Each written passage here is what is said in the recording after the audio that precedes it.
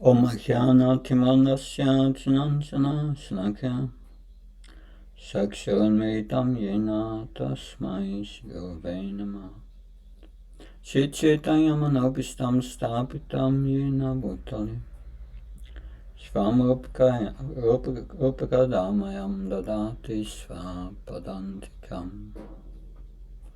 Vandeham Shivu Shiyuda Padakamalam Shigom Vaishnavam Sha Shri Rupam Jagajatam Sakanaragnatam Vidam Tam Sajivam Sadvaitam Savadutam Parjana Saitam Sri Krishna Chaitanya Devam Shri Radha Krishna Padan Sakanalita Shivishakam Vidam Sha He Krishna Karuna Sindhu Dinabandhu Jatpati Gopesha Gopka Kanta Radha Kanta Namastati Tapta Kansana Gaurangi Radhe Vrindavaneshwari Vishabhana Sutta Devi Pranamama Hari Priya Vancha Kaltu Vishakripa Sanvai Visha Patnam Pavanabhyo Vaishnavyo Namo Namah Jaya Shri Krishna Chaitanya Prabhu Nityananda Shri Advaita Gadadhar Shivasadi Gaura Bhaktivinoda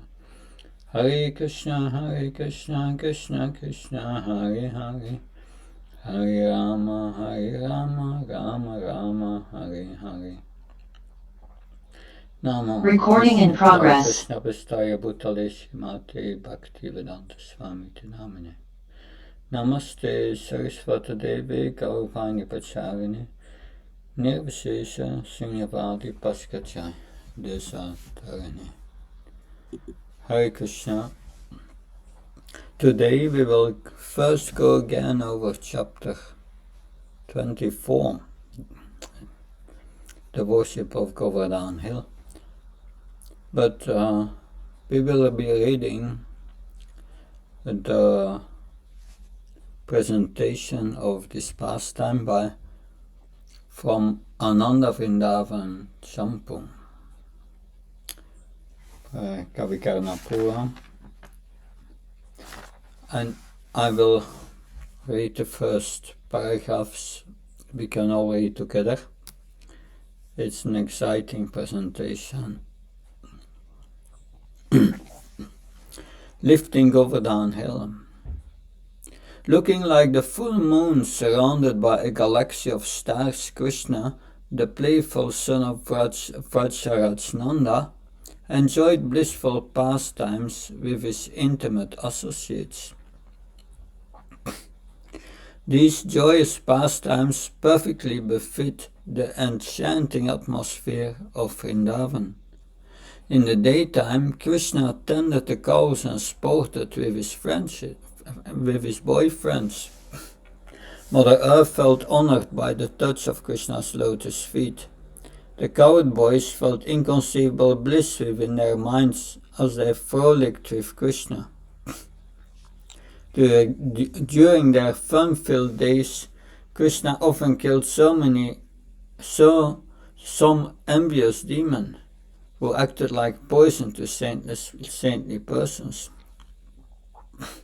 On the day Nanda Maharaj, the abode of kindness, simplicity and joy, and other senior men of Vrindavan made preparations to worship the demigod Indra, they collected many articles and made elaborate arrangements for a joyous festival. Noticing this, Krishna said to his father, "O honored one, what is the name of the ceremony you are organizing? Which demigod are you trying to please? Who is the guru instructing you in this jagya with his infallible words? What injunctions and system of worship are you following? Why are people running around mechanically in all directions? I do not understand the meaning of it. Of course, since I'm only a boy, you may not consider me qualified to comprehend your explanation, but if you think I'm eligible, then tell me all the details of this jagya from the beginning to the end. If however you think it's too confidential, then still you should tell, because one should not keep secrets from well-wishers, but such details should never be revealed to one's enemies. After speaking so maturely, Krishna sat next to Nanda on a cloth ashan. Nanda Baba lovingly picked up his son, who was like a spotless moon moving on the earth, and placed him on his lap. Hearing the sweet questions of his son, Nanda affectionately smiled, revealing his attractive white teeth. The soft glow of his face resembled nectar drops of milk. This nectar appeared to be washing and nourishing Nanda's beard, which was mixed with white and black hair. Beaming in a jolly mood, Vajrayana, Nanda tactfully described the nature of the sacrifice. Nanda said, "My dear son, in our family line we have been observing this Indra Yajna for a long time. We experience prosperity and freedom from disturbances due to its proper performance. Our only wealth is the cows that live on grass, which needs rain to grow. Rain comes from the clouds that are controlled by the demigod Indra. For all the reasons, therefore, I am making a grand festival to please Indra. I, every year at this time, we carefully observe this sacrifice. Being pleased with our Yajna, Indra sends abundant rainfall. The other demigods gladly accept our oblations of ghee and show their gratitude by preserving what we have and providing what we need. The scriptures say that human beings who honor this tradition become glorious and attain the heavenly planets. And any man can attain peace of mind by the blessing of the demigods. Those who neglect to worship the demigods, however, cannot get any relief from their problems." That after hearing these bitter words, Krishna smiled to hide his feelings, and then refuted Nanda's presentation. Krishna's eloquent delivery amazed and pleased the Vrajavasis. Indeed, Krishna mesmerized the entire audience by his words. Can someone read this highlighted section? Someone else?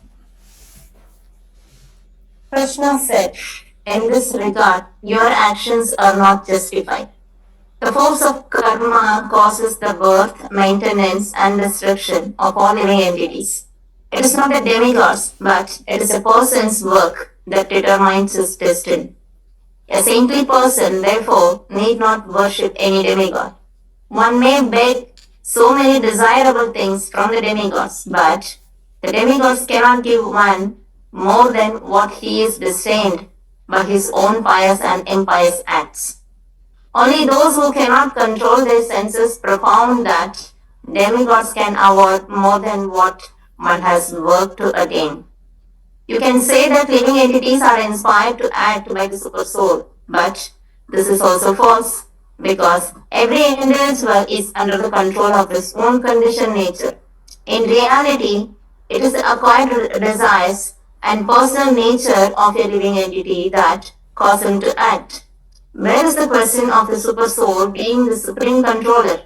Even the Lord himself does not directly perform the activities of creation, maintenance, and destruction. All these actions are conducted by the three modes of material nature, namely goodness, passion, and ignorance. Thank you. Now we highlight the next section. So, who wants to read this section?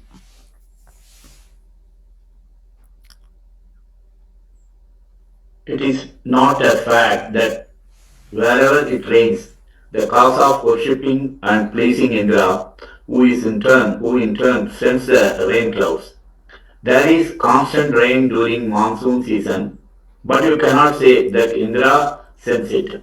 Indeed, the monsoon rains brings mental distress and make people weak and thin. So that the rain is not the mercy of someone who is pleased. Do the seas and mountains worship Indra? Of course not. But still they are full of water. Why does Indra give them so much water? Impelled by the material modes of passion, the clouds pour rain everywhere. And this rain sustains all creations. Therefore, nothing will happen if you do not worship Indra. The Brahmana maintains his life by studying and teaching the Vedas, and Kshatriyas by protecting the earth and political activity, and Vaishya by trade and agriculture, and the Sudra by serving other classes. The occupational duties of the Vaishyas are conceived of four divisions: farming, commerce, cow protection, and the money lending. Of these, our duty is cow protection. Neither the past nor the present has there have been certainly about have successful grain harvest in our village. Therefore, this yajna means nothing to us. It's our nature to dwell in the forest and wander the woods and on hills. Since we never stay in one place, why should we perform the Indra yajna, which is not based on scriptural injunctions? Thank you, Murali. Let's see for the next section till the end of the page here.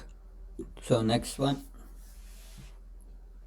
Oh, Father, you are peaceful and respected by everyone. You should have faith in my words, for they will remove all danger. Now, just expertly worship Govardhan Hill with all the ingredients collected for the Indra Yajna.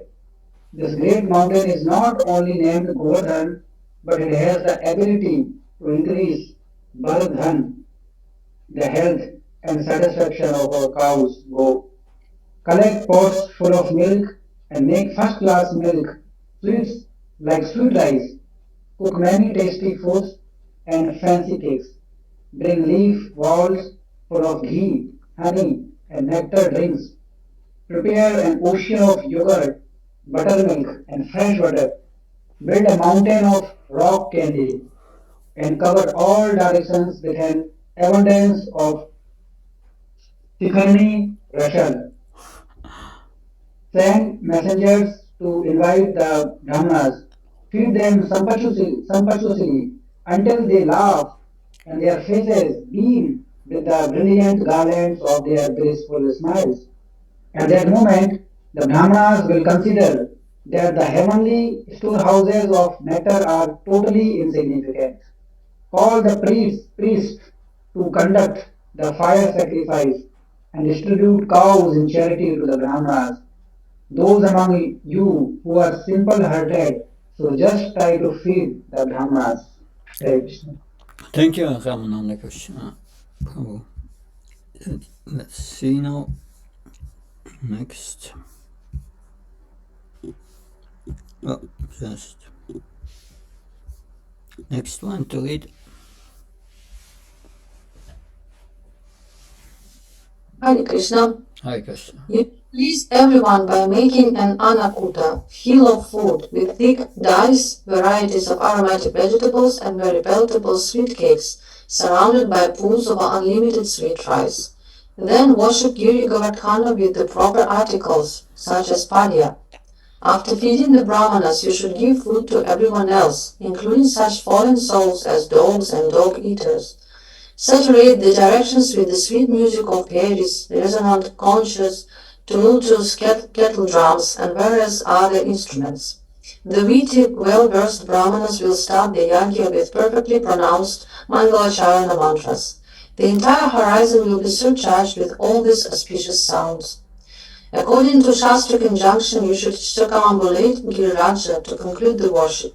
Decorated with priceless jingling ornaments that delight the ears, the men should dress so luxuriously that even the demigods would be astonished. The housewives, with their sweet, gentle smiles, should also assemble. Invite the male and female artists to dance and sing along with flutes, venas, and mridangas. bring the bullock carts in a procession led by scholarly brahmanas, who are truly the personified Jews of all auspiciousness. Thank you, Mother Vikant. Further.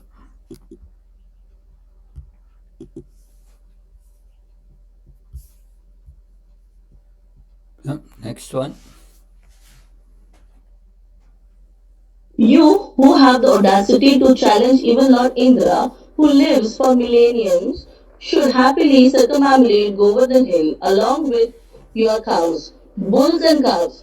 Do not think how can we have faith that Giriraj will gratify our desires. Soon Giriraj will fulfill all our desires and become famous as a second Mahindra. He will reward you handsomely and make all your endeavors fruitful. What more can I say, oh Father? If you want to, you can follow my advice and achieve any auspicious results. Thank you. Yeah, you can continue till Okay. till, Yeah. till, till the end of the marking. Yeah. Yeah. After hearing Krishna's speech, Nanda Maharaj and the leading men of Vrindavan accepted his proposal. They agreed that this must be done to satisfy their desires. Acting as the Acharya of the Yajna, Krishna directed the Brajvasis to worship Giriraj with all the paraphernalia collected for Indra's worship. This course made Indra extremely angry. Nothing else could be heard in Vrindavan except the auspicious vibration of instrumental music. Vedic hymns resounded through the sky. The Brijvasis felt blissful, and all the living entities entered a jolly mood from the worship of Govardhan. Hearing the melodious voice of the ladies, the cuckoos anxiously tried to learn singing from them. Ear attained their purpose by perceiving those auspicious sounds. The cows were adorned with golden plated horns, colorful silk cloths on their backs, pearl and tinkling bells hanging from their necks. Seeing their mothers so richly ornamented, the calves jumped excitedly. Thank you. Thank you, Mother Sundari Gopi. See here. So next one.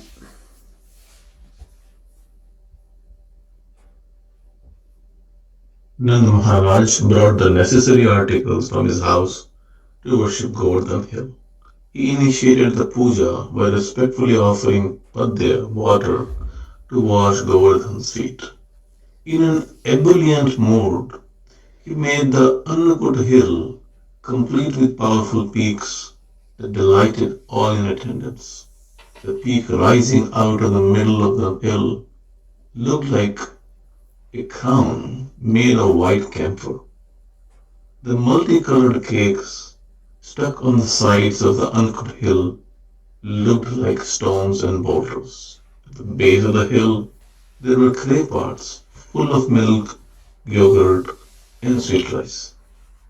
There were also colorful sabjis, lakes of dal, and very fragrant soups. Due to its covering of ghee, the Annakut mountain looked like golden Mount Kailash, shimmering under a cover of rain. Different kinds of fruits and flowers were decorated its edges. When Nanda Maharaj saw the opulence of Annakut spreading its sweet aroma of cloves, camphor, and cardamom in all directions, he felt that this was befitting honor to Shri Giriraj, the king of all mountains. Shri Hari smiled happily upon seeing the amazing Annakut rivaling the peak of Mount Sumeru. Suddenly, a playful, fun-loving, indomitable Krishna assumed a huge unprecedented form and stood on top of the Govardhan hill. He did this to anger Indra and instill faith in the coward man. Thank you, Ashit.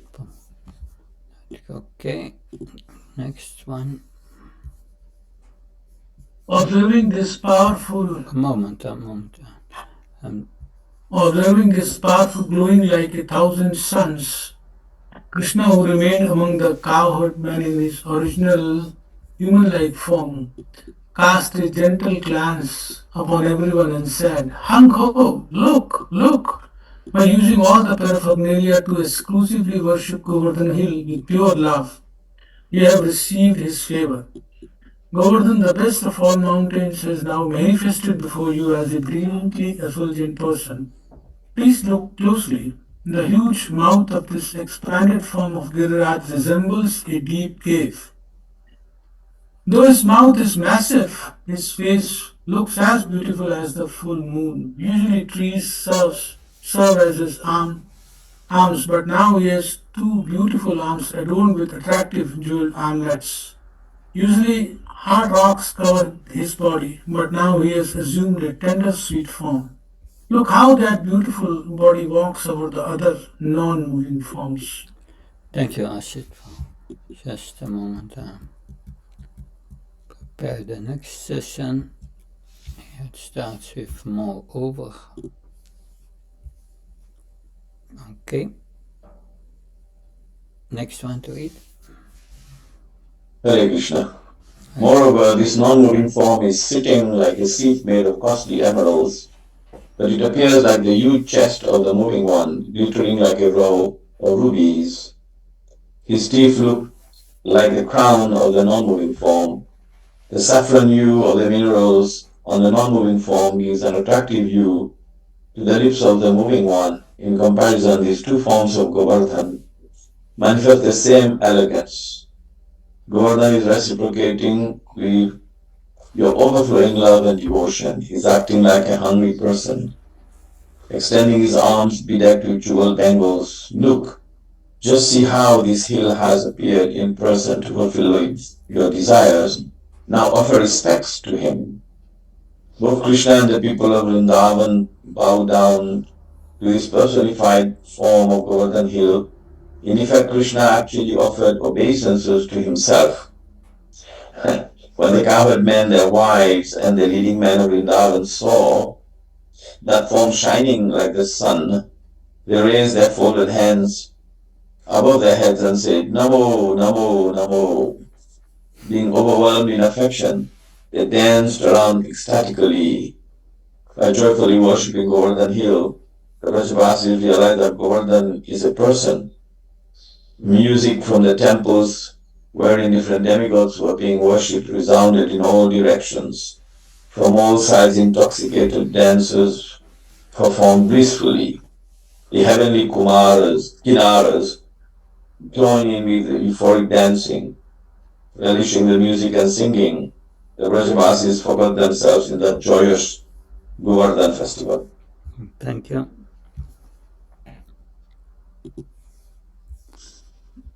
So, thank you, Advaita Krishna. For the next one, please. Hare Krishna. Govardhan caused the entire atmosphere to abound in happiness. Govardhan Hills affectionately accepted the faith worship of Nanda Maharaj by manifesting a personal form. Anyone who simply hears and chants about the glories of Giriraj, which are inconceivable to ordinary people, will be delivered from all calamities. Prajarajananda, the father of subduer of demons, concluded the propitious worship of Giriraj by sumptuously feeding the Brahmanas and everyone else down to the dogs. He handsomely rewarded singers and dancers. Everyone attending the festival received precious gems and divinely opulent garments. Their heart full of joy, the Vrajavasis talked excitedly among themselves as they did parikrama of Govardhan Hill. Skilled musicians led the way, playing the finest instrumental music. The languid muffled tones of Biharis, dhakas and cattle drums soften the atmosphere with their pleasing vibration. with their bodies decorated with design drawn in kumkuma. The covered wall followed behind the musician.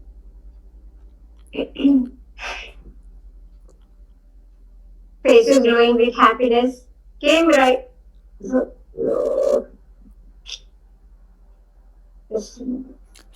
Building sticks. Yeah, just a moment, Prabhuji. Behind the musicians. Yes, behind the musician, building sticks they fearlessly drove the multicolored cows ornamented with gold and jewels. A second group of talented musicians came along playing flutes and veenas. Next came singers with sweet, gentle voices and aesthetic arena walls. dancers moving in a row, one behind the other. Then the gopis and deer, they sang loudly about their intimate pastime with Krishna. Hari, who removes all obstacles, laughed and joked with his cowherd friends as he circumambulated Govardhan. He laterally bound to him in faith. Krishna's friend remained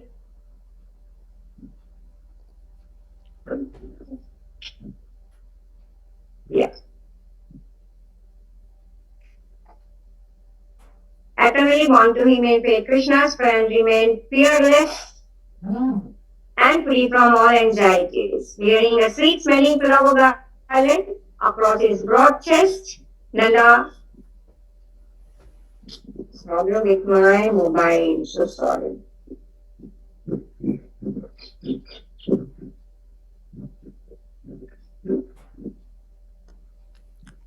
Nanda Maharaj walked just behind the boys. He was smiling in great satisfaction and accompanied by leading men of Vrindavana. Hare Krishna. Thank you, Mother Subhadra Radhika. Very nice. Sorry, Maharaj. It's okay. That's moment. Next one.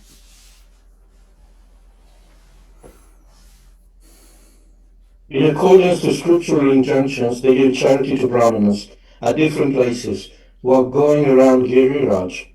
It is impossible to find a suitable container to hold the unlimited bliss that the Vrajavasis felt during their parikram or Giriraj. Even though tiny in size, the soul can enjoy immeasurable happiness. As a result, their souls drown in inconceivable joy. The continuous music of the dakas and kettle drums, which are famous on heaven and earth, increased the bliss of the parikrama. Soon they arrived on the banks of the Yamuna, which previously flowed near Govardhana. Being the glorious day of Bhaktivedanta Tithi, which is very dear to both Yamuna and her brother Yamaraj, they decided to take an auspicious bath. Bharatridvitya Tithi is the day when sisters pray for the prosperity of their brothers. Sunanda, the intelligent, well-behaved daughter of Upananda, invited her cousin brother Damodar Krishna, who is always jubilant and victorious, to celebrate the festival. Thank you, Plastya Munipo. So, then we have the next session. Until momentum, and go back.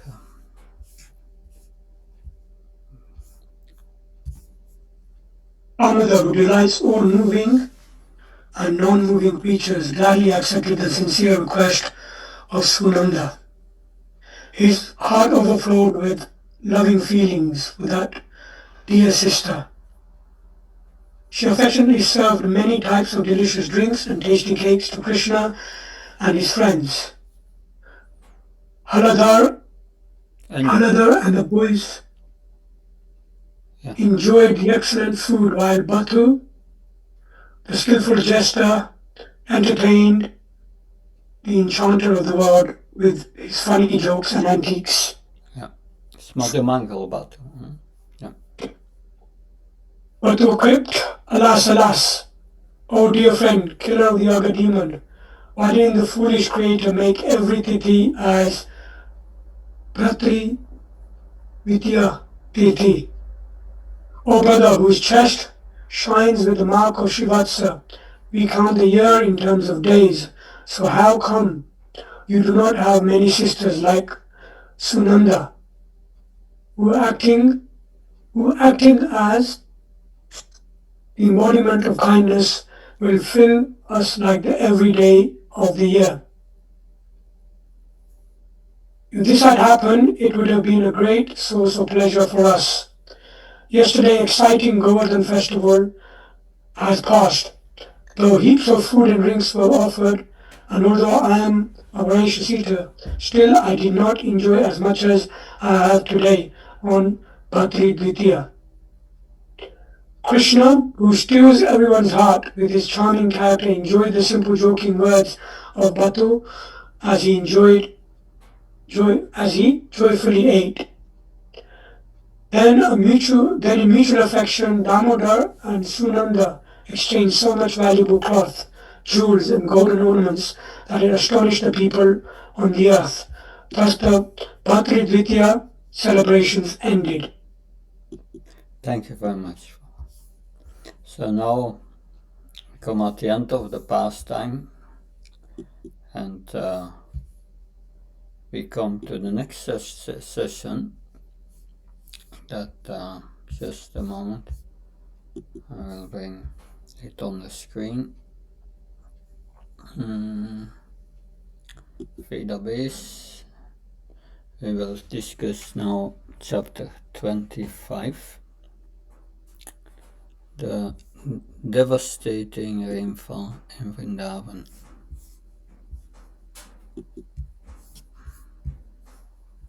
Just a moment.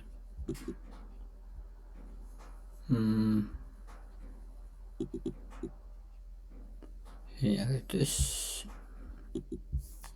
Now we will share it with you.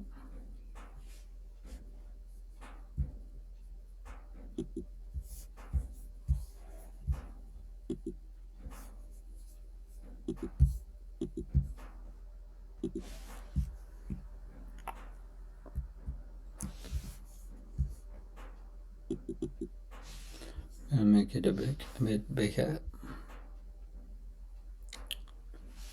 So, verse 1.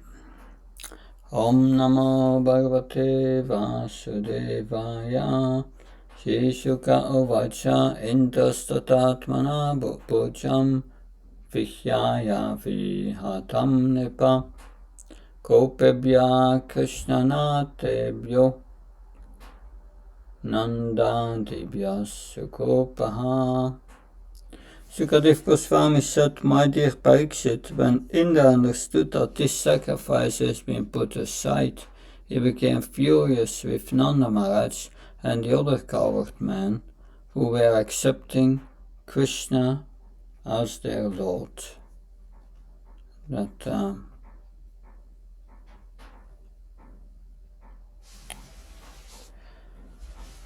So Indra became proud. That pride becomes before the fall. That we are in the purport. At the very beginning of this chapter, Sukadev Goswami reveals the foolishness of Indra and the absurdity of his anger. Indra was frustrated because the residents of Vrindavan accepted Sri Krishna as their Lord, but the simple fact that Sri Krishna is the Lord not only of the residents of Vrindavan but of all that exist, including Indra himself. Thus, Indra petulant reaction was ridiculous. As the common saying goes, pride goes before the fall. So is pride turned into anger? He adopted a very offensive attitude. He will come to the point that now they have to die.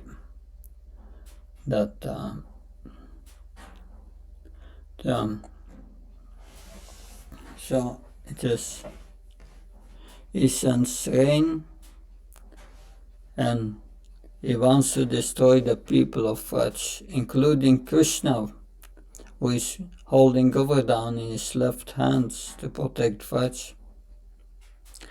So Vishwanath Thakur said, Indra became angry with the inhabitants of Vraj, showing at once his foolishness and useless anger. With Jiva Goswami. Indra realized that his worship had been diverted and the material used for other worship. Because of intoxication with pride and lack of intelligence, he became angry at the devotees of Krishna, the people of Vraj, including Nanda. His anger became clear because of his corresponding behavior. An alternate version as Saha instead of Ha. This indicates his lack of intelligence. But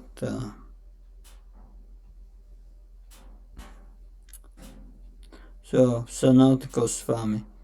Indra directly realized that his worship had been diverted and the materials used for other worship, since he came into the sky unnoticed on hearing the commotion. The sacrifice was disrupted, for materials meant for his sacrifice had been used up, and he did not receive his portion of the sacrifice, so his anger out of pride was misplaced, for the people had taken Krishna as their Lord. Krishna Natabhya. O king, you know about the dangers of pride. The others were Upananda and the other cowards, and the priest. Ha means clearly, such behavior was according to his character. Okay.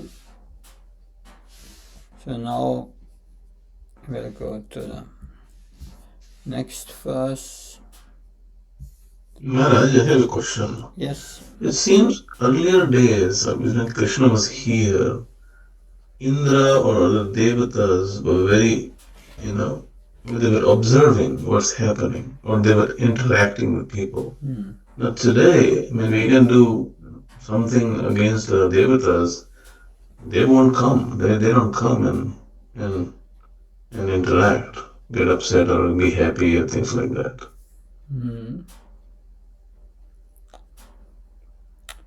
Yeah, that one disciple of asked Bhaktisiddhanta Saraswati Maharaj,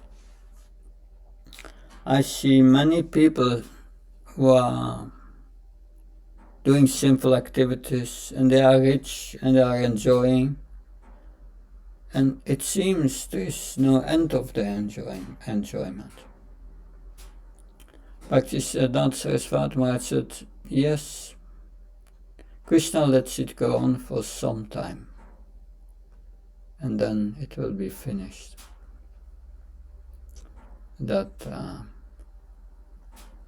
So yes, the devatas, we may offend the devatas, they let it go for some time, but at a certain time it will be finished, and reaction will come.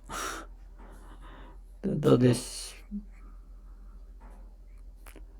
the words of Bhaktisiddhanta Saraswati Maharaj. That, yes. But it means we should be careful. We should not criticize Indra that is in charge of the rain, but all these devatas.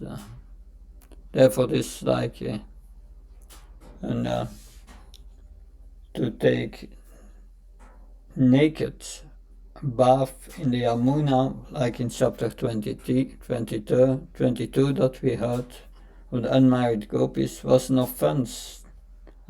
An offense to demigods, to Varuna, in the water. Yeah, that everywhere there is water, there is Varuna. So we must be careful. There are also so many witnesses in what we do. All these demigods are witnesses as that. Yeah, interesting point. Can someone read the text 2 and the purport which is on the screen. You can also read from your book.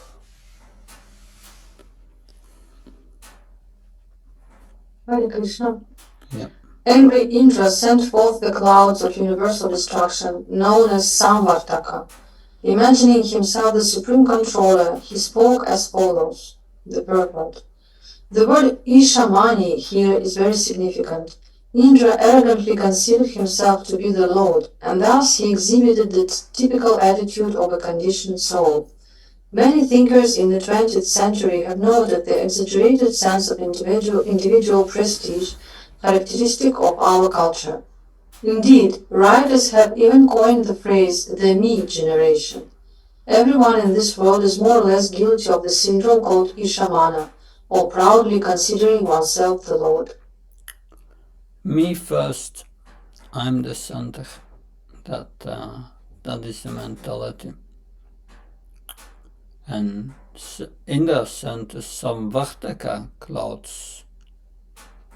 Vishwanath Chakravarti Thakur explains these clouds are used at the time of the final devastation.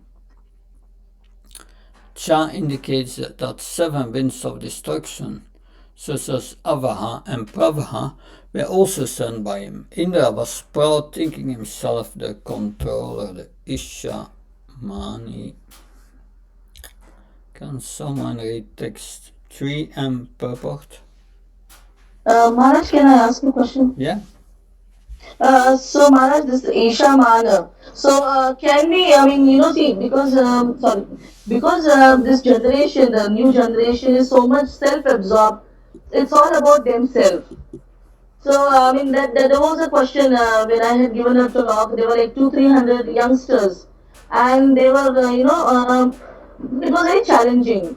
And when I sat back at home, I was thinking, is it okay to say, it is all really about you.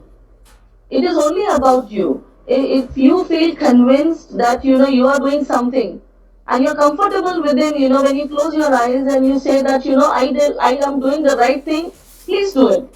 How do we? I mean, is this approach because I have not yet? Gone to that group again. But how do we use this? Because it's all about them. They feel. But I mean, within, because we are, at least the Indians, they are Indians and they're convinced doing all these things. How can we, stop them? But, I mean, there will be always something because the conscience is there within all of us. And it does not approve of whatever they are doing. At least, I mean, I don't know whether Paramatma permits them. But I'm looking for an answer because I have to go back to that group again. Yeah. What is the main point made? No, but I mean, my point is they are like all, the modern generation, the youths. Yeah. they do everything. And they are justifying. So for me, it is like, I mean, of course, that day, I mean, I didn't say much and I left because the class ended, of course. And then when I was thinking, how do we get to the point that because, we have to, sometimes Prabhupada says, you have to remove the thorn with the thorn. Because if I tell philosophy, it will never get into their heads. Mm-hmm. I want to, really let them feel that, we care for you. You as an individual. See, Shastras and all are there. But before the Shastras, it is you. But we don't want them to do everything. But at the same time, we can't say, stop. So how to, reply in the sense that they feel that it's the jiva that we care for. Not the rules or not the, everything. Yeah. Yeah. It comes down to the point that everything we do in this world, because Radha Sharad Veda Maharaj is here, and he gave a lecture this morning on the Bhagavatam, and there he said, everything we want to achieve in this world, he used the word fluffy. It's there for a moment and then it's gone. So they are all concerned. I'm doing the right thing according to my thoughts. Good, and then what's going to happen with your right thing? What do you want to achieve? What is your purpose in life? At the end of life, all is gone, and then and what then? So that's a problem. These youth have no purpose in life. They don't understand who they are and where they are going. It's one blind man leading the blind. Right. And that is a fact that ask them what will be the result of at the end of your life. You have to leave your body, and what then? What do you have They don't achieved? really care for that end of life. Only, I don't know, they just live for that moment and for that pleasure. Yeah, So I wanted to connect to them. I was, yeah.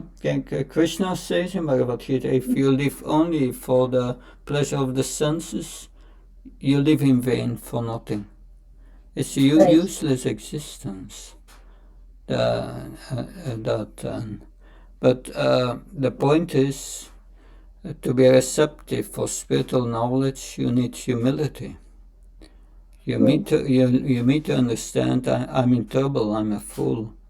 If you think everything is good, yes, let them wait until they get the old age, and then maybe they start to understand something. right. That Yeah. yes, our principle is we don't instruct those who do not Right. want to be instructed by us. That's in Bhagavad Gita, and we wish them the best. That, Right. but we should not too much be attached to them. That we devotees want to help them, but you can only help someone who wants to be helped. Yeah. Yeah, we were thinking of a Kirtan program next year Yeah. because that's, I mean, it's all argument otherwise. It's all on their I feel level and all that. So, yeah, I mean, I got your point. Yeah, the comprehension of the soul is beyond logic. Right. It's translogical, and to get to that translogical plane, you must have the qualifications. You must give up your envy towards Krishna, and being proud is the opposite. So what can we do? Yes, Lord. Good, Thank you, Lord. thank you. Can someone read text 3, please? Translation and purport. Hare Krishna. Hare Krishna, please. Just see how these coward men living in the forest have become so greatly intoxicated by their prosperity. They have surrendered to an ordinary human being, Krishna, and thus they have offended the gods. Purport. Of course, Indra was really saying that the coward men had offended him, Indra, by taking shelter of Krishna, whom Indra considered to be Martya, a mortal. And this was certainly a gross miscalculations on Indra's part. Yeah. He considered him, I think it's in the next verse, a talkative boy. That, of course, yes, changed its position. So Vishwanatha Bhakti Thakur says, Indra speaks. How astonishing to see the amount of wealth and bliss of this coward man. According to Saraswati, Krishna is called Martyam because he appears to give auspiciousness to the ignorant souls of the material world.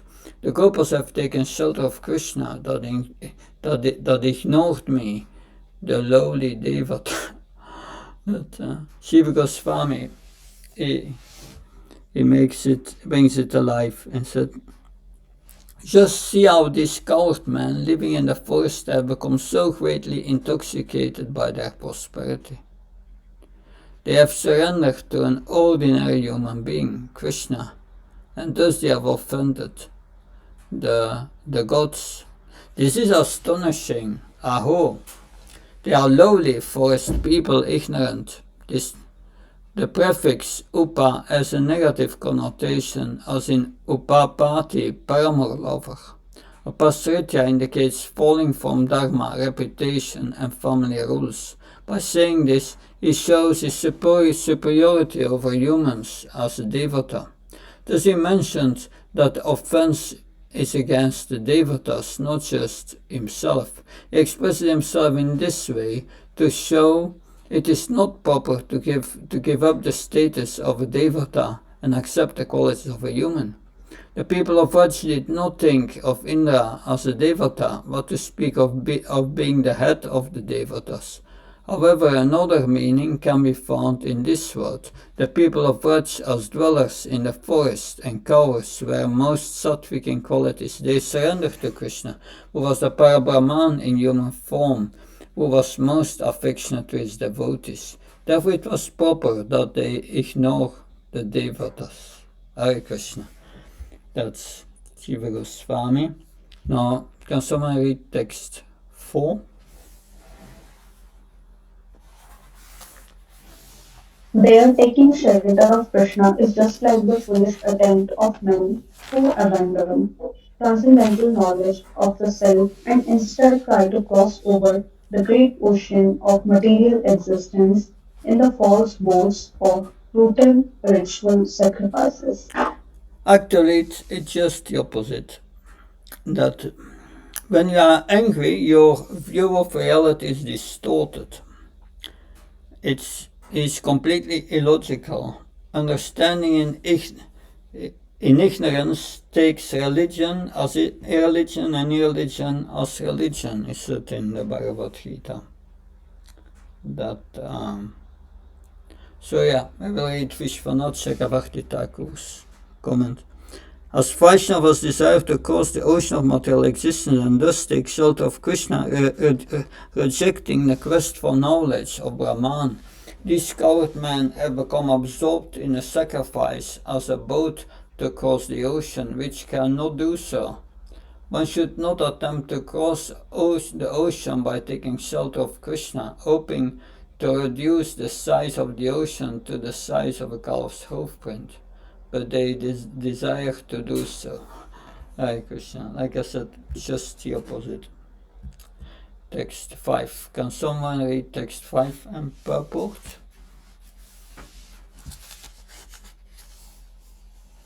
These coward men have acted inimically towards me by taking shelter of this ordinary human being, Krishna, who thinks himself very wise, but who is simply a foolish, arrogant, over-talkative child. Purport. According to Srila Sridhar Swami, though the insults of Indra, Goddess Saraswati is actually praising Krishna. The Acharya explains, Barisha means free from pretension, just like a child. Stabda means that he bows down to no one but because there is no one for him to offer homage to. Ajna means that there is nothing more for him to know because he is omniscient. Pandita Manina means that he is highly honored by the knowers of the Absolute Truth. And Krishna means he is the Supreme Absolute Truth, whose transcendental form is full of eternity and ecstasy. Martya means that although he is the Absolute Truth, he nonetheless appears in this world as a human being out of affection for his devotees. Indra wanted to rebuke Krishna as Macharam because the Lord has presented many audacious arguments in the line of Karma Mimamsa and Sankhya philosophy, even though he did not accept these arguments. Thus, Indra called the Lord Barisha, foolish. Indra called him Stabda because he had spoken boldly even in the presence of his own father. Thus, although Indra attempted to criticize Sri Krishna, the Lord's transcendental character is in fact impeccable, and this chapter will demonstrate how Indra came to recognize the position of the Lord.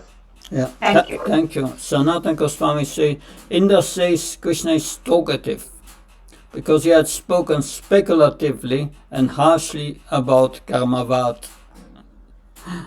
The lowly cowards offended me. The Lord, I am the Lord of the three worlds. His statement indicates his great pride. Mentioning himself indicates his pride. Good. We will now pause for Recording till stopped. 6:40 and then we will continue. Thank you.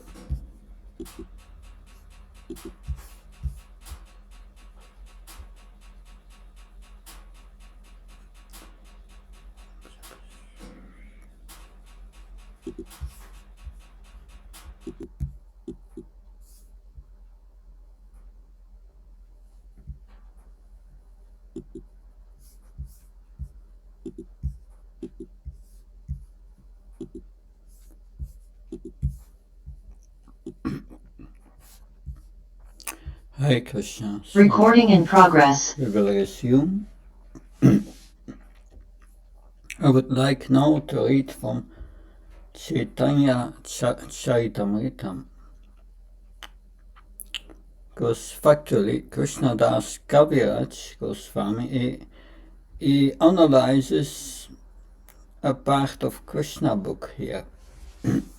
That, this is from Antya Lila, chapter 5, verses 136 till 142. Yaiche Indra Daityadikari Krishneya Bhartsana Sasabde Saraswati Karina Stavana. Just I cannot read it for a moment. Yeah, okay, that's better. Sometimes demons and even Lord Indra, the king of heaven, chastised Krishna, but Mother Saraswati, taking advantage of their words, offered prayers to the Lord. That sometimes so even demons even Lord Indra chastises Indra. Text 137. Lord Indra said, this Krishna, who is an ordinary human being, is talkative, childish, impotent, and ignorant, although he thinks himself very learned. The coward men in Vrindavan have offended me by accepting him. This is not greatly appreciated by me. So this is verse that we just read. And now, Ashvayamade Mata Indra Yena Matol Yala Budena Sahaila Kevala Naika Sambala. Indra, the king of heaven, being too proud of his heavenly opulences, became like a madman.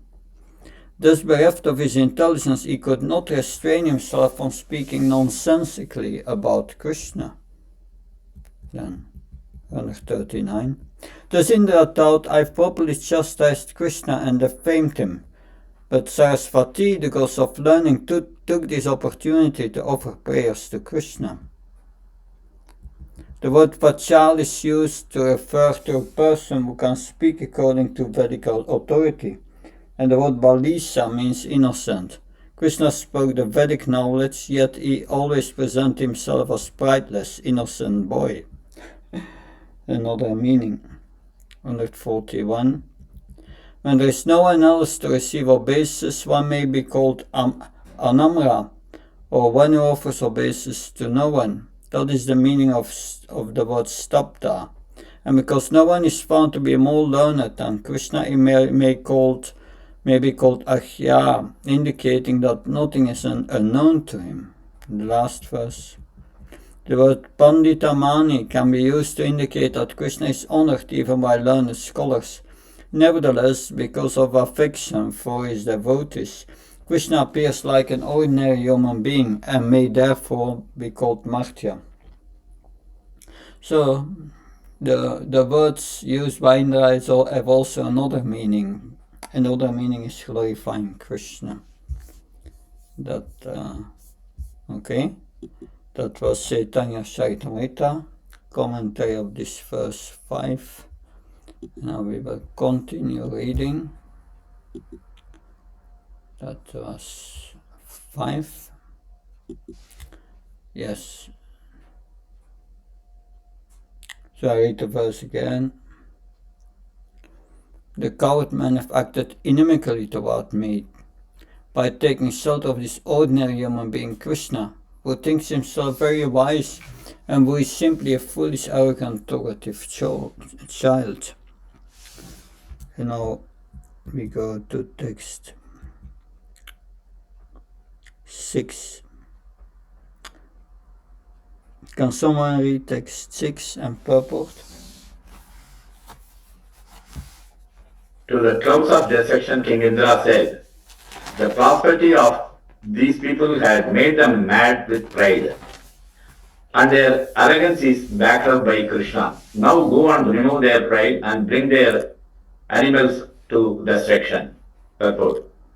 It is clear from this verse that the residents of Vrindavana had become highly prosperous simply by protecting cows. Since Indra wanted to destroy their so-called pride based on wealth by killing their animals, well-tended cows produce large quantity of milk, from which come cheese, butter, yogurt, ghee, and so on. These foods are delicious by themselves and also enhance other foods such as fruits, vegetables, and grains.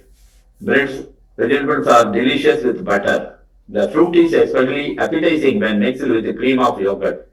Dairy products are always desirable in civilized society, and the surplus can be traded for many valuable commodities. Thus, simply by the Vedic dairy enterprise, the residents of Vrindavana were wealthy, healthy, and happy even in the material sense. And most of all, they were eternal association of Supreme Lord Krishna. Yes.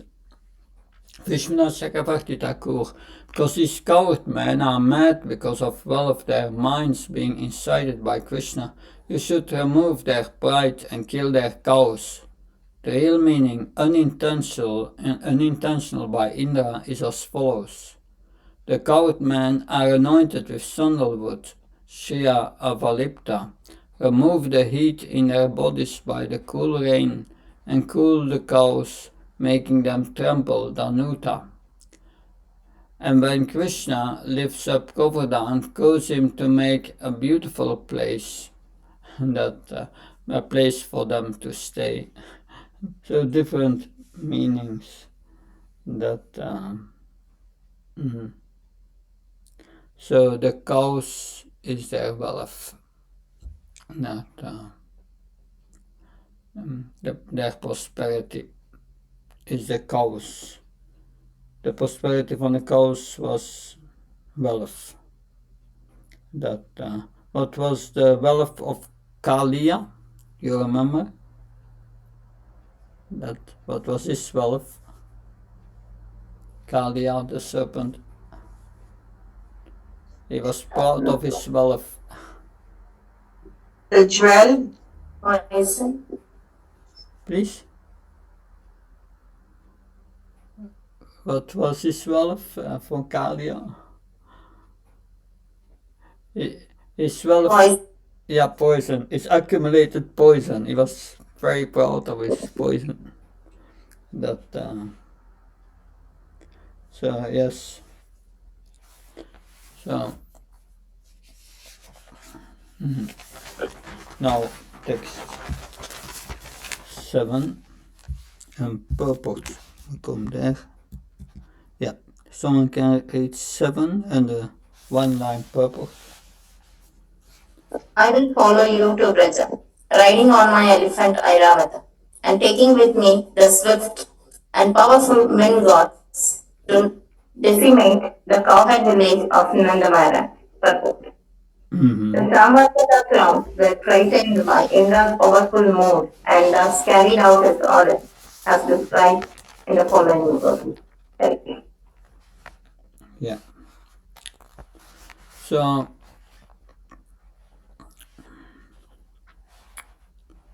hordes of clouds called the Samvartaka. They pour torrents of rain that for 100 years. This is mentioned in Srimad Bhagavatam 11.3.11. There, this verse describes the time of destruction. So these Samvartaka clouds pour torrents of rain for 100 years, flooding down in raindrops as long as the trunk of an elephant. The deadly rainfall submerges the entire universe in water. In Krishna book, Srila Prabhupada says when King Indra ordered the Samvartaka and companion clouds to go to Vrindavan, the clouds were afraid of doing this mischief. So they didn't want to do it. But King Indra assured them, you go ahead, I will also go. I will be riding on my elephant, accompanied by great storms. And I shall apply all my strength to punishing the inhabitants of Vrindavan. So Vishwanath Chakravarti Thakur writes here that I will come riding on Airavata, since if you lack water, he can supply it. I will come along with 49 winds. He had a desire to destroy Vraj and not Mathura. This means he desired to become friends with Kamsa.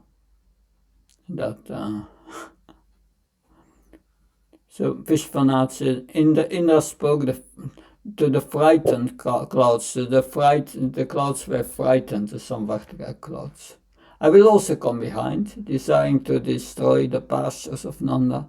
The real meaning is, I'm coming, desiring to see the pastures of Nanda. Hare Krishna. This is the commentary of Vishwanath Chakravarti Thakur.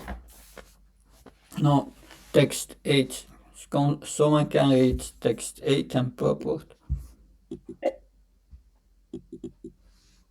Shukadev Goswami said, on Indra's order, the clouds of universal destruction released untimely from their bonds went to the cowherd pastures of Nanda Maharaj. There they began to torment the inhabitants by powerfully pouring down torrents of rain upon them. Purport. The Samvarta clouds could cover the entire earth with a single vast ocean. With great strength, these clouds began flooding the simple land of Braj. Yeah, I tried to go down. Well, just now it happened. Yeah. Thank you. That's very, very, very nice. That I will go to again to Ananda Vrindavan Champu. Let's see. We can bring it again on the screen. Ananda Vrindavan Champu shall be here. Yeah, it's there. But I will bring it on the screen here.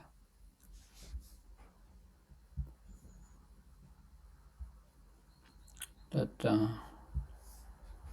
now I will share it.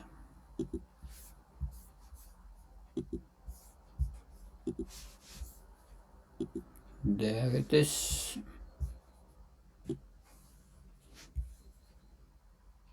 Can someone read this section which is on the screen, please? Burning with rage, Indra said, just see how surprising it is. The intelligence of these coward men is just like the animals that had. They stop my puja just by hearing a few words from a mere child. Even though many goddesses of learning praise me, Those offensive cowherd men did not think twice about giving up my worship. Have they been overtaken by false pride? O virtuous cowherd men, now you act devisely, without any fear of anyone. Well, I will see how long it lasts. This foolish, arrogant, and talkative child has offended me. Even though you claim he satisfies your desires and prosperous, gives you long, prosperous lives, we'll, we will soon see if he is really your ever well-wisher. Overcome by revenge and frustration, Indra considered for a moment how to retaliate against the Brajavasis. Angry Indra then released the powerful clouds of universal devastation known as Samvartaka. Coming before their master, the cloud submitted. We are your servants and always ready to execute your order.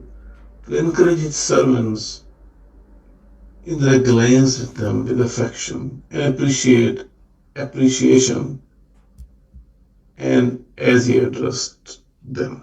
Thank you. So, the next section. So,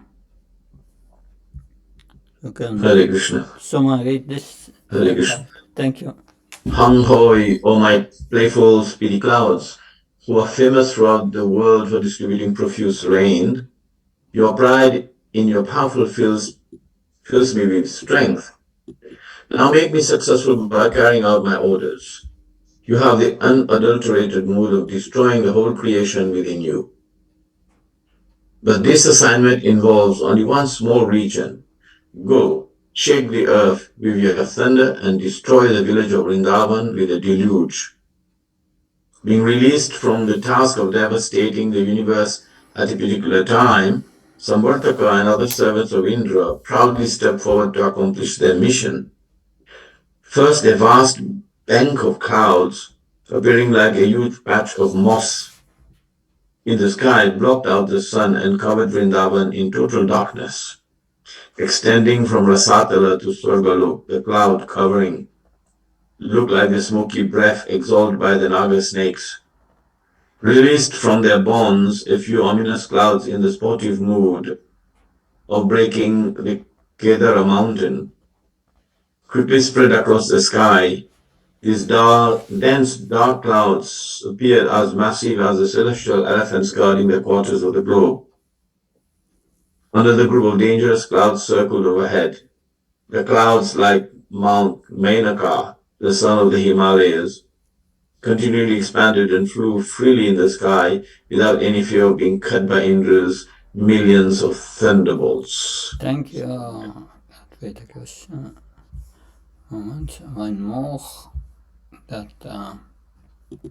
So, the last section, someone can read up to the end of the last paragraph. This means one fantastically large cloud bank appeared like a second Loka mountain range. The hard peaks of those clouds continued to grow higher and higher while simultaneously expanding in all directions. When the clouds collected, they covered all the planetary systems in darkness. Even the sharpest axe could not cut through the dense network of clouds that assembled over Vrindavan. The three worlds appeared to be born out of the darkness created by that ever-expanding cloud bank. The covering of the universe turned as black as the soot smeared on the bottom of a pot. However, the universal disturbances and attack of devastating Samvartaka clouds had practically no effect on Vrindavan, which continually bathes in the moonlight emanating from Krishna's jewel-like toenails.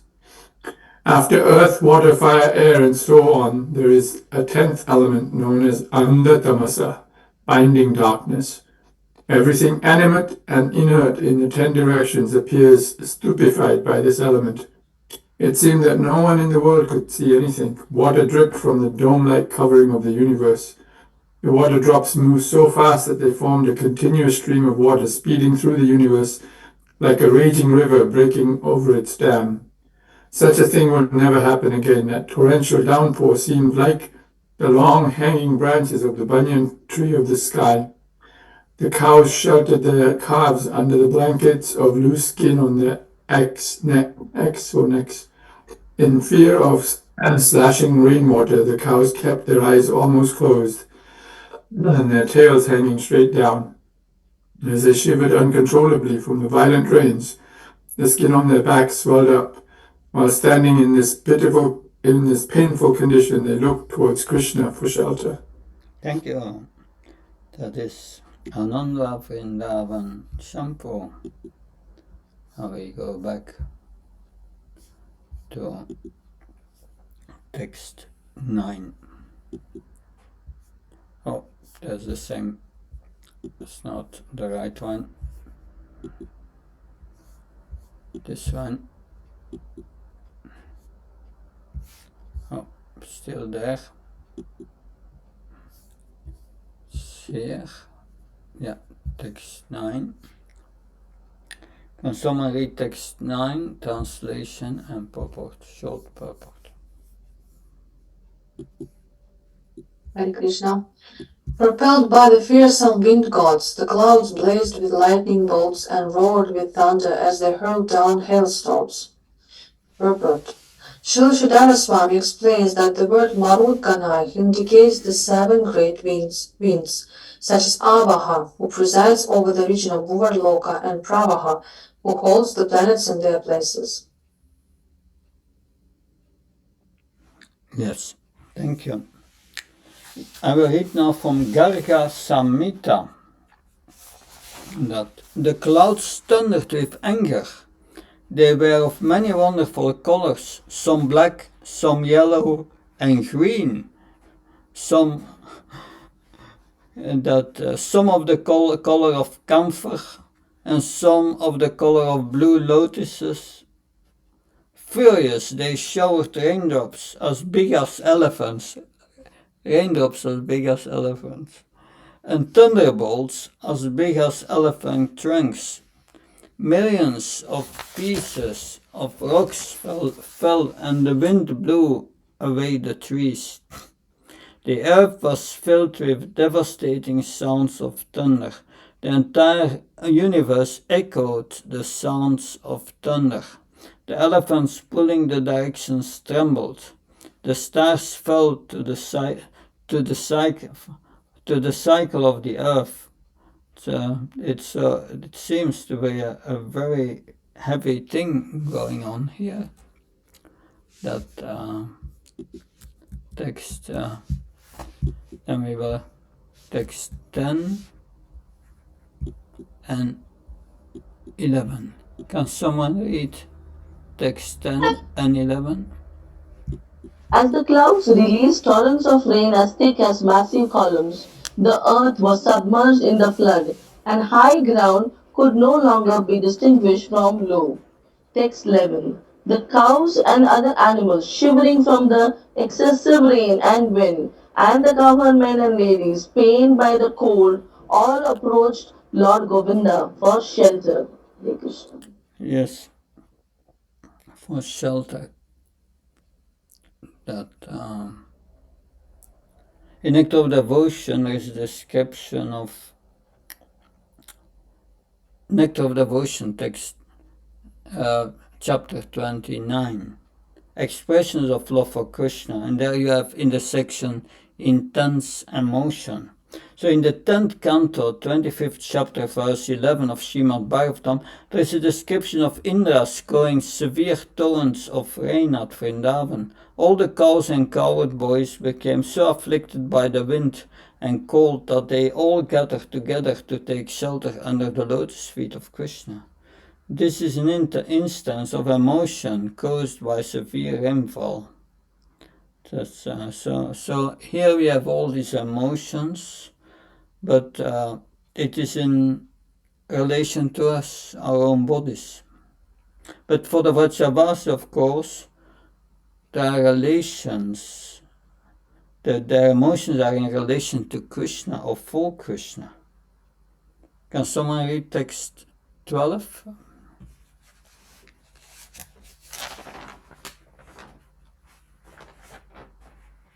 Trembling from the distress brought about by the severe rainfall and trying to cover their heads and cows with their own bodies, the cows approached the lotus feet of the Supreme Personality of Godhead. Thank Yes, you. that the cows covered their heads and their calves with their bodies. That Shiva Goswami.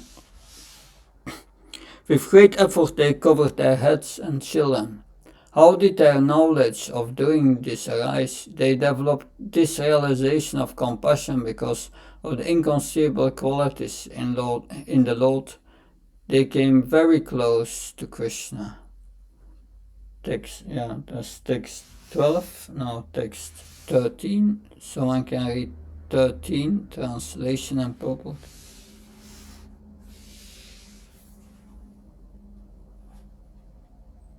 The cowherd man and woman addressed the Lord.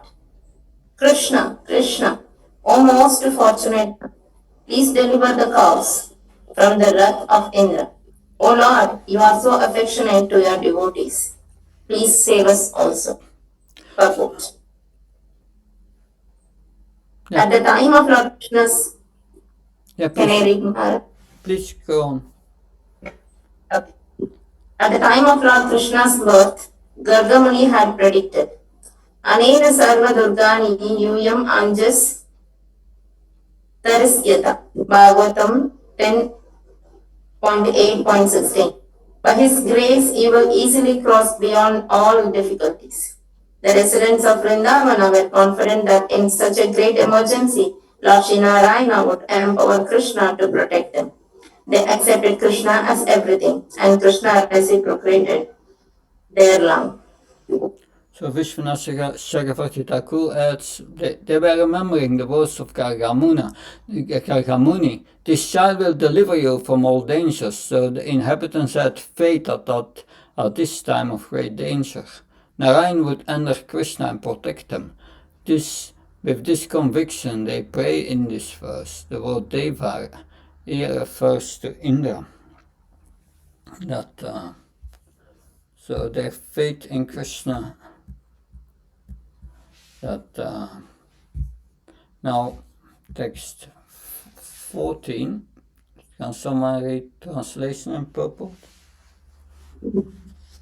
Seeing the inhabitants of his Gokula rendered practically unconscious by the onslaught of hell and blasting wind, the Supreme Lord Hari understood that this was the work of angry Indra. Purport. Srila Vishwanath Chakravarti Thakur explains that the severe distress Indra apparently inflicted upon the residents of Vrindavan was an arrangement made by Sri Krishna's pastime potency to enhance the loving dealings between the residents and the Lord.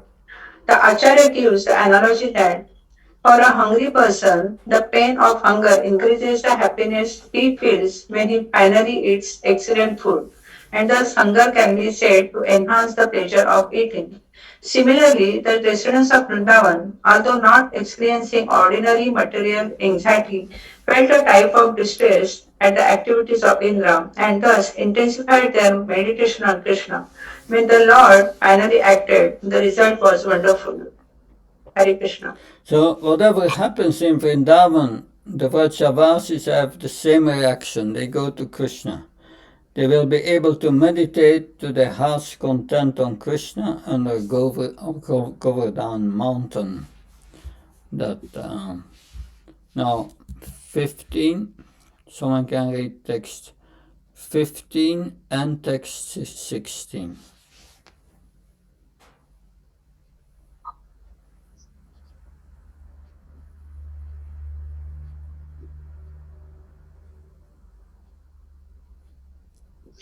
Sri Krishna said to himself, because we have stopped his sacrifice, Indra has caused this unusually fierce, unseasonable rain, together with terrible winds and hail. Text 16. Yeah. By my mystic powers, I will completely counteract this disturbance caused by Indra. Demigods like Indra are proud of their opulence and out of foolishness they falsely consider themselves the Lord of the universe. I will now destroy such ignorance. So Vishwanatha Thakur said, Krishna understood this is Indra's work. So he spoke in 5 verses now that the excessive hail was unseasonal, was not according to the season. It belonged to a season already past. That so Vishwanath Chakravarti on text 16. I will remedy this situation through my yoga maya potency, Atma Yoga. I will remove this false pride in power in the mode of ignorance, by which they think of themselves as lords. This verse refers to not only to Indra, but also to VIHE, and others who assisted him. Because the clouds cannot move until VIHE gives them power. So there are also other gods, other demigods implicated. That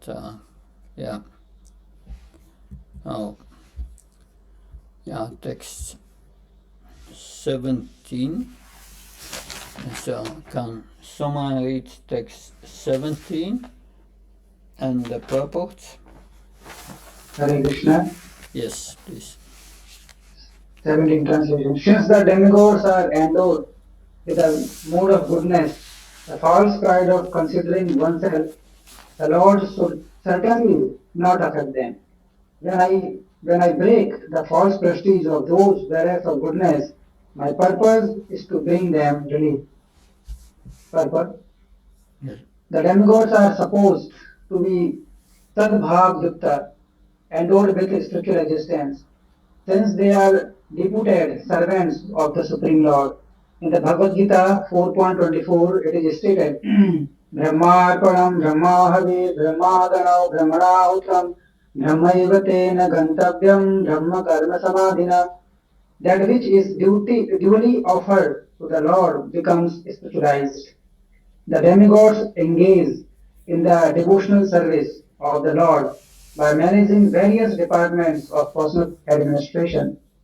Therefore, as demigods or as servants of the Lord, their existence is pure, sadbhav.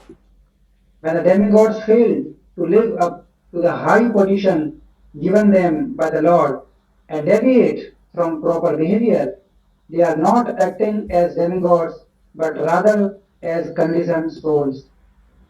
Man or false prestige is certainly an anxiety ridden burden for the conditioned soul. A falsely proud person is not truly peaceful or satisfied because his understanding of himself is false and inflated. When a servant of the Lord becomes asat or irreligious, the Lord saves him from impiety by breaking the false prestige that has led him to be offensive or sinful. As stated by the Lord Himself, Yasyaham Anugranami Harishyeta Dhanam Sane, Srimad Bhagavatam 10:88. I give my blessings to a person by taking away his so-called opulence. Of course, the advanced stage of devotional service to the Lord, as described by Rupa Goswami, is Yukta Vairagya, utilizing the opulence of this world to execute the Lord's mission. Obviously, the things of this world can be used wonderfully to spread the glories of God and to create a godly society. And a more advanced devotee will not be seduced by material paraphernalia, but will dutifully and honestly engage solely for the pleasure of the Lord. In this particular case, Lord Indra forgot that he was a humble servant of God, and Lord Krishna therefore arranged to bring this bewildered demigod to his senses. Hare Krishna. So Vishwanath Thakur writes, out of spite I will not completely crush this weak Indra, but I will correct his fault, which has arisen in my devotee. With this intention, he speaks this verse that so looks like Indra is angry and Krishna is angry. He's just reacting, but it's not the truth. This pride is a difficult burden for the conditioned soul to carry. So therefore Krishna will give him relief from this burden of pride. So what is the anxiety of a proud person? There are many competitors in this world who want to bring you down from your position.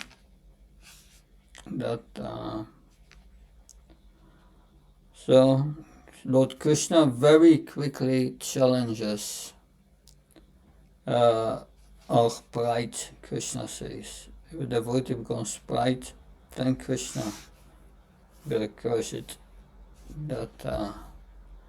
From summary text 18 and purport.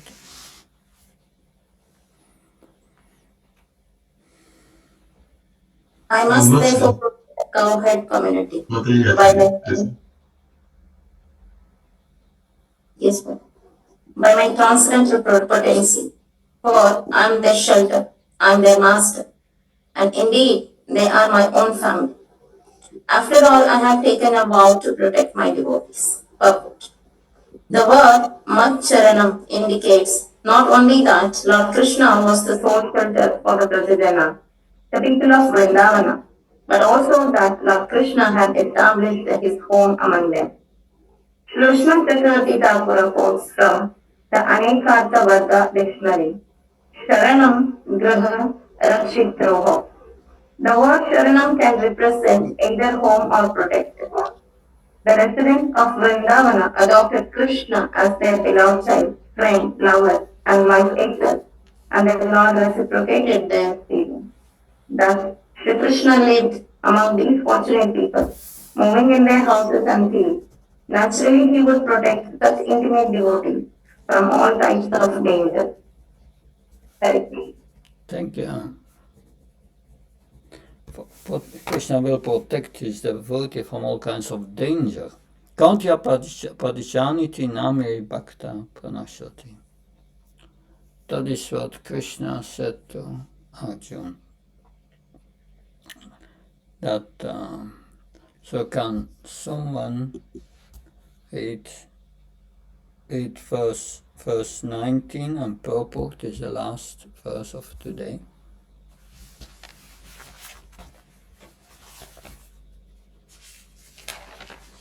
Having said this, Lord Krishna, who is Vishnu himself, picked up Govardhana hill with one hand and held it aloft just as easily as a child holds up a mushroom. Purport. It is confirmed in the Harimamsha that Sri Krishna picked up the Govardhana mountain with his left hand. Sarvrita Sangato Mager Girihi Savena Panina. With his left hand, he picked up that mountain, which was touching the clouds. According to Srila Vishnu Chakravarti Thakur, when Lord Krishna was preparing to lift Govardhana hill, a partial expansion of his Yogamaya potency named Samharike temporarily removed all the rain from the sky, so that as he came very swiftly from the porch of his house to the mountain, neither his turban nor other garments became wet. Thank you. So Vishwanath Chakravarti Thakur, saying this to himself with one hand, his left hand, he lifted the mountain. Harivamsa mentioned the left hand. He lifted Govardhana with his left hand, blocking the clouds, and beneath the mountain created a living space in the form of a house. He held it very easily, like holding up a mushroom. When Krishna merely desired to lift Govardhana, his Samarika Shakti, destructive energy arisen from Yoga Maya Shakti, cleared the rain from the sky to the extent that when Krishna ran from the veranda of his house to lift Govardhana, his clothing and turban did not get very wet. So very practical. We will now to finish read again from the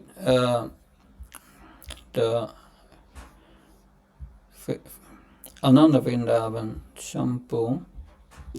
Moment, I get it on the screen. Just a moment.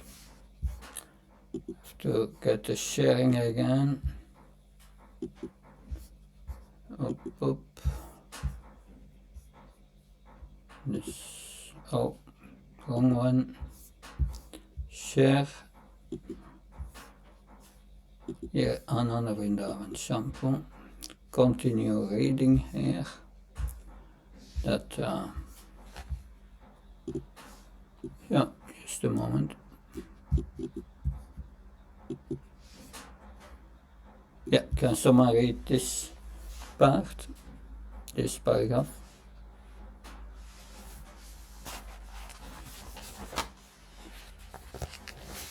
Everyone sees it when the rain hit the thorns? Hare Krishna. Yeah, please. When the rain hit the horns of the bulls, it bounced off and landed on their thick, fatty humps, breaking into small pearl-like drops. It then rolled down their broad, muscular backs. Alas, alas! The fierce rainfall angered and tormented the bulls. Observing the torrents of rain which fell in columns as thick as the trunks of full-grown banana trees, the cowed men of Vrindavana thought that the devastation had suddenly arrived. Terrified and weakened, they approached Krishna, who makes everyone happy. Full of pain and agony, they said, "O Krishna, you always save us and give us happiness. Now we are in great danger. Since you are the Lord of Gokula, you should immediately protect us. Look, look, the flashing lightning bolt appears like the forked tongue of an angry snake. The pounding hailstones are pulverizing the life out of the trees. The lightning bolts entering the water seem like the brilliant fire emitted by mythical hydras." Yes. So someone else can read the next section.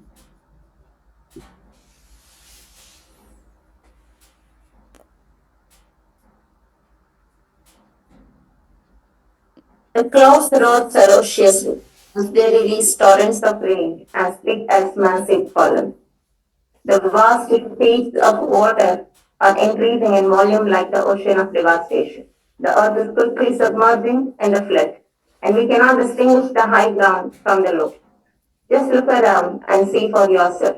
The Surabhi cows use their own bodies to protect their calves from the pelting hailstones. With their tear-filled eyes, they are speaking to you. "O Krishna, once you saved us from the devastating forest fire, so please save us from this terrible rainfall." Look at the condition of the bulls. Upon hitting their humps, the heavy hailstones are being ground into pieces and scattering on the ground like pearls. Their eyes reddened in rage, the bulls raised their heads to look angrily at the clouds. Their faces and bodies are completely drenched in water. Aha! How much they are suffering. This devastation seems like the personification of a big anartha which we cannot remove. Only you can deliver us. Therefore, we surrender unto you. We are your loving kinsmen, so please save us. Okay.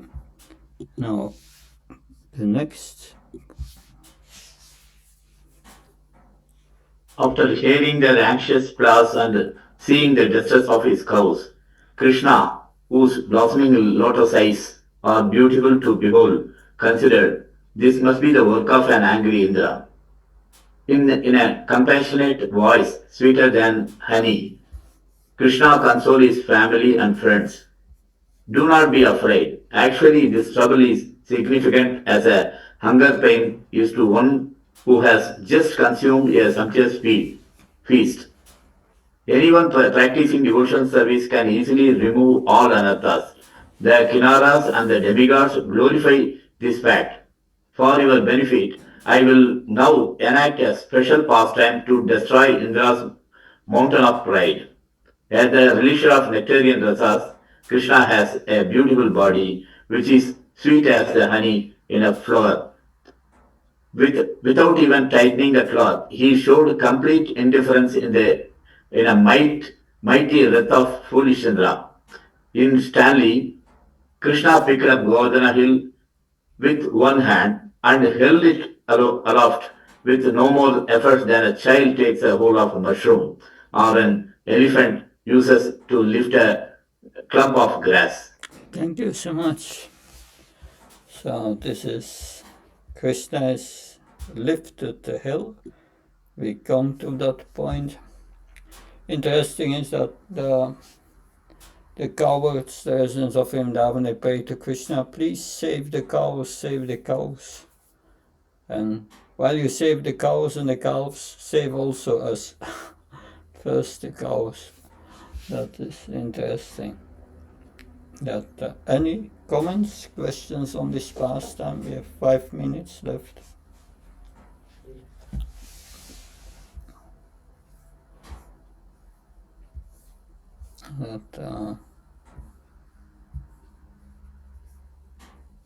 Hare Krishna. Hare Krishna.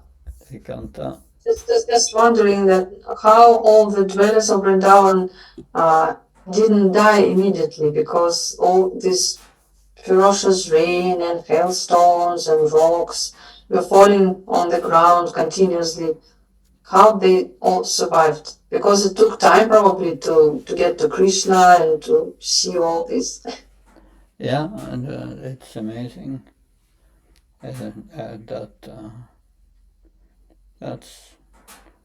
it reminds me that some tourists came to India for the first time, and he took a taxi and he saw the traffic there, and after driving with the taxi to his destination, he was convinced God must exist, otherwise this is not possible. Without accidents to get through it. So yes, it's the same thing. That it happens. They are saved by the mercy of Krishna.